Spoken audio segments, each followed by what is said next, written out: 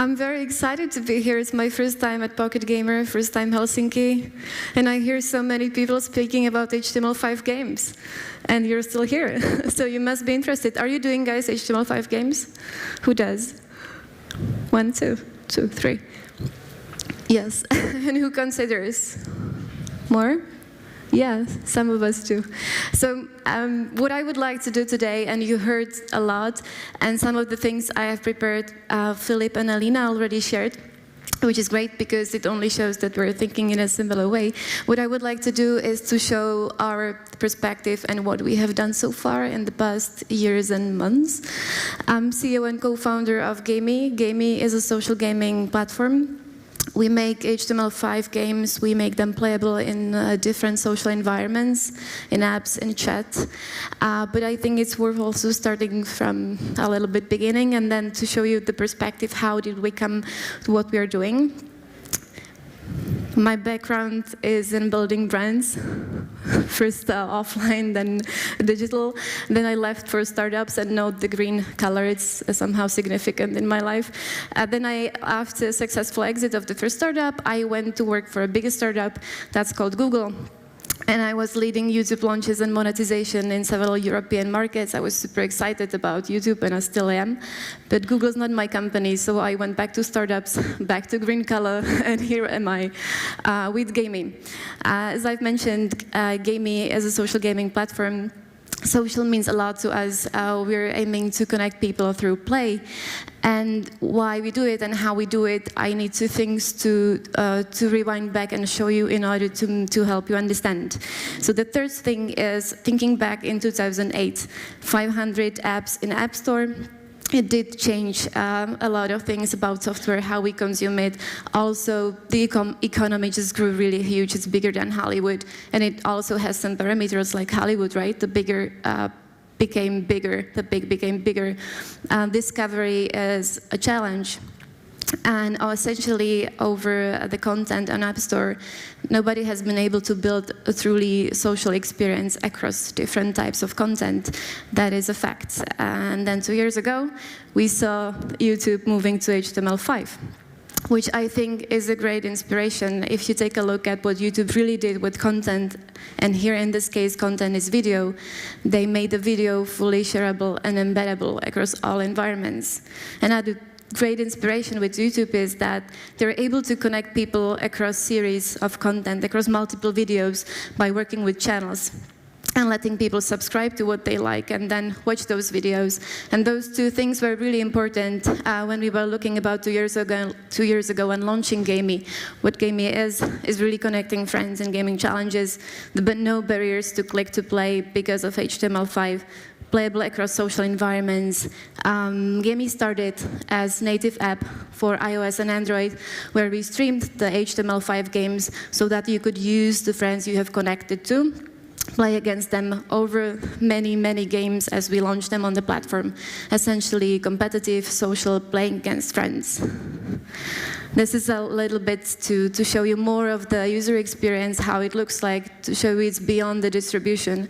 You may know HTML5 is really good to distribute your games, but if you step further and look at how you can connect people in location-based battles, how you can make it challenging for people to compare their scores. This is how we're working with it. And then, of course, this is where we are right now. It's 8 million monthly active users, 300 million gameplays. We have launched 70 games, and here it's important to say, we have focused on very casual games. Casual gaming experience, even so-called snackable, so that we could see it loads quickly. It sits nicely in chat environment, in short sessions that people play several times per day. And they do not play one game, they play several games at the same time, so that they are trying to challenge their friends. So this is what Gamey is. It's playable in native apps, but also in chat, working with messaging apps.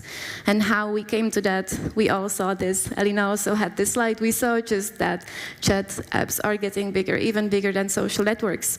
That was just a fact. We also saw that last year was the year of bots, where one messaging app after another were opening up for bot apps. And they were huge. These are huge giants. And we saw big statements done by media, right? Some claiming that Facebook Messenger bot store could be the most important launch since the App Store. And the developer response was, frankly, it was huge. If you look at how fast developers have adopted after launch of App Store, 12 months later, 50,000 apps. For Messenger, 12 months later, 100,000 bots. That's massive. Well, the question is, will people use it, right? So if media say it's big, the charts say it might be big, then developers build bots. Do people use it, and what do they expect from bots? So there was a very nice survey by Chatbot Summit, and they asked people, what do you expect bots to do for you? And many people mentioned, I expect bot to do something, like to help me with something, to sort my travel things, health advisor, banker, and they also mentioned entertainment. So what does that mean right now in entertainment? Yes, it's also a matter of discovery. So if you open up a chat app and you would like to see some entertainment, you do not really have a specific need. You do not search for something, you're just like trying to discover. So you actually need a bot store to help you get inspired. Which we're coming back to the first screen, like, will bot stores become, will they have the same issue or challenge as App Store, like when more and more bots are coming? Well, maybe yes, maybe no. What I think is interesting is there is another way of getting discovered, especially for entertainment, because thanks to the bots, they can be called in or played from a group conversation, from a chat. So if I'm opening up a chat conversation with you, I can call in GameyBot and we can play a game without you having to do anything. So this is how the content can spread without the person having to really install anything, and it's essentially social. This is how we work with the bot platforms, Kik, Telegram, also Messenger, where every time we launch a game on Gamey, it also launches in bots and in our apps. How do you get people back in the game? Some of the speakers before me, they also mentioned there is a way, and it's really powerful, is that people enable messaging apps to push notify them. But it has been used a lot by almost any bot developer. It has been used, and it's becoming really, really offensive. It's the same as with push notifications, so people then tend to mute it. There is a real power because people use their messaging apps so many times in a day, and there is still this slide showing you that there is something new in the conversation which all of us have the temptation to open. But as with push notifications, there is a lot of optimization around personalization, timing it well, and everything you know from push notifications as well. Then another player made an interesting move, and it was Apple with iMessage. So when I mentioned that every time we launch a game on Gamey, we push it to all those integrations we have, we also make it playable in iMessage. So far, to be open, the results were kind of disappointing. We also think it's due to the high barrier of people having to add the iMessage app in the conversation, which is just too complicated for people to do. So we hope to work more closely with Apple and with other guys to push this, and we'll see what the next steps of Apple are. I think this is a really exciting opportunity and a huge platform, but as I said, the barrier at this moment is just too high. And then also was mentioned several times today, Facebook made the move, right? Last year in November. We were one of the launch partners of Instant Games. We have 2 games launched there.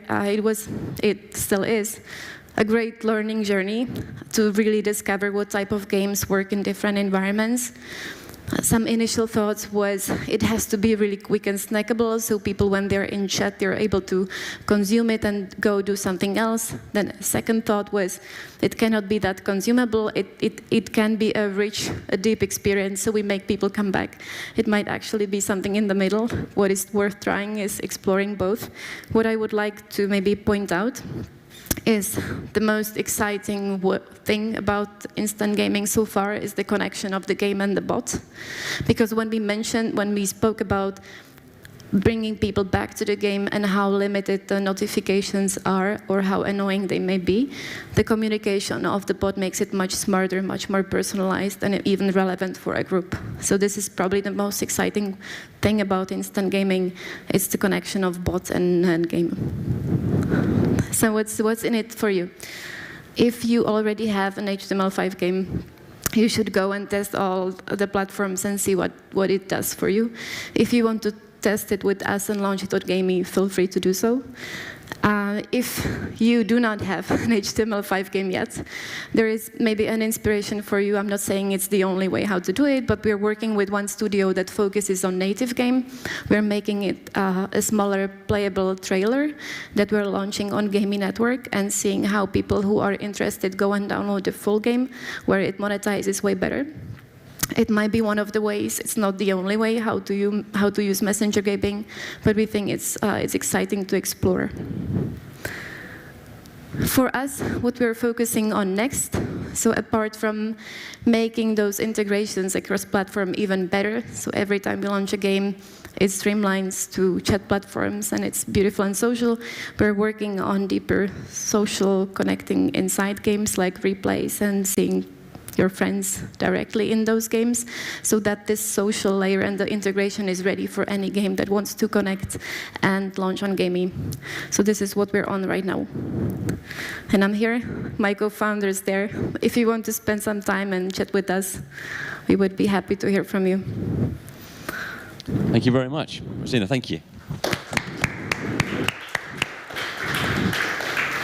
I think we probably have time for a couple of questions if there are any in the audience who'd like to ask questions. Here we go. There's one down there. Sorry, I need to shield my eyes from the light. I'll come down there.